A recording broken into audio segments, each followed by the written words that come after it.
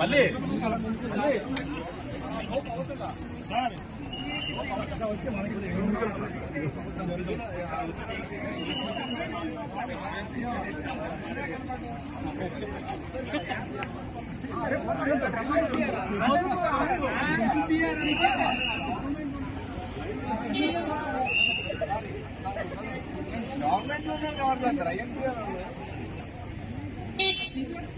Road మీద మాట అక్కడ వద్దు అంటారా ఏదో రోడ్డు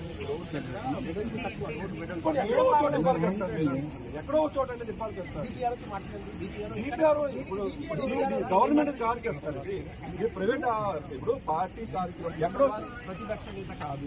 సరే ఇప్పుడు ఎమ్మెల్యే గారైనా కొంచెం వచ్చారు కదా, ఒక ఎమ్మెల్యేకి మీరు ఎంతమంది వచ్చారంటే దాని అర్థం ఏంటి? అది కాదు, నేను ఒకటే చెప్తున్నా, కలెక్టర్ గారితో మాట్లాడండి. సార్ కలెక్టర్ కాదు సార్, ఒక ఎమ్మెల్యే గారు మాట్లాడతారు, కొన్ని ఇవ్వండి. నాకు అargument పెట్టకండి. ఇప్పుడు ఎక్కడో వచ్చాడు మాతో మాట్లాడించారు, మాకు ఎక్కడే ఇవ్వాలి కదా. వద్దు మనం కేడు దగ్గర మాట్లాడిద్దాం, ఆయన మాట్లాడి దిగి మాట్లాడితే మాట్లాడతారు, లేకపోతే వెళ్ళిపోతారు.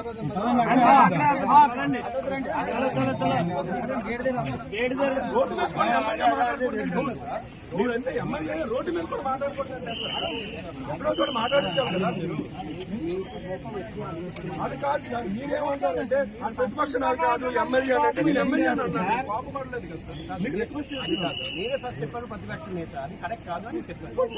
ఎమ్మెల్యే గారు చెప్పండి, ఎక్స్సీఎం సార్, మాజీ ముఖ్యమంత్రి డిస్ట్రిక్ట్ కలెక్టర్ గారి పర్మిషన్ తీసుకోమని చెప్తాము, డిపిఆర్ఓ పర్మిషన్ తీసుకోమని చెప్తాము.